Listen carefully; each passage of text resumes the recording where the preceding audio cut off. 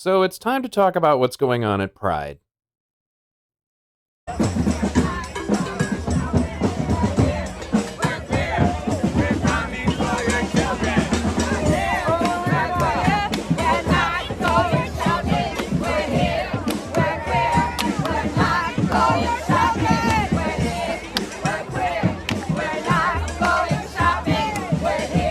Some time ago, crowdsourced politics warned me that I should not be telling everybody about the pedophiles that are using the LGBTQ activism as a means to get their hands on children. He stated that this would lead to more deaths. This was in the wake of the shooting that took place not long ago. And I've just got to say, if pointing out that there are pedophiles among the LGBTQ community is dangerous and might lead to more shooting deaths, then what the fuck is this? Like, this is just sheer brain dead nonsense. Like, this is gonna get people hurt. Like, and I say this as somebody, again, who has friends who are queer, who are trans, who are gay. This is sheer stupidity. Like, okay, so people are now saying, well, you know, they were just joking or they're just trolling, right? There is nothing funny at all about insinuating that you are coming for someone's children. This isn't funny. It isn't cute. It's not smart. It's absolutely moronic. It's right up there with whoever thought this bullshit was a good idea. We're coming for them. We're coming for your children. We're coming for them.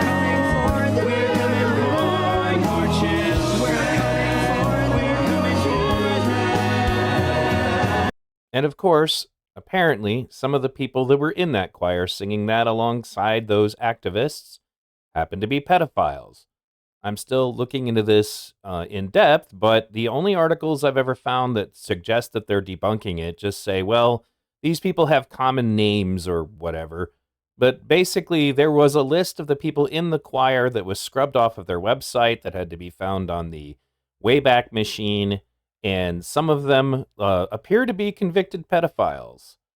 And I've talked about this issue already because, as I revealed in this video, there are several pedophiles who ended up getting convicted after making the same arguments that supposedly this is all a moral panic and that nobody's coming for your children to do them any harm, including literally people making the exact same arguments while they were simultaneously raping children. I also did a video uncovering that an award-winning author who also engages in education to help other people educate children just happened to write an article on one of her blogs stating that we should normalize sex between adults and children. I'm also sick to death of the whataboutism of jumping straight to the church, whether it's the Baptist church or the Catholic church. And yes, abuse is going on in both of those situations, but it's going on more in schools. And now we're trying to create a situation where teachers are enabled to speak to kids about these topics, show them graphic pictures and such about these topics. And both of those things are on the list of grooming. Like, that's just like things you're shown immediately. Hey, if there's somebody talking to kids about this, you know, even under the guise of education is what the American Bar Association says. Well, that's grooming. So why do you feel that bringing up that the church is doing this somehow makes this problem go away? It doesn't. Both can be true. That is why it's logically fallacious. I'm also done with the accusations of moral panic, or suggesting that if we bring these things up, that we're placing people in danger. If you were around this shit when it's going on, where people are saying we're coming for your children at Pride events, you should be panicking. You should be speaking up and stopping these people. If you care about LGBTQ people at all, you should be saying something. Because this is sheer stupidity. This will lead to people getting hurt. And playing around with the emotions of the people that it is that you're trying to convince you're not a threat to is just stupid.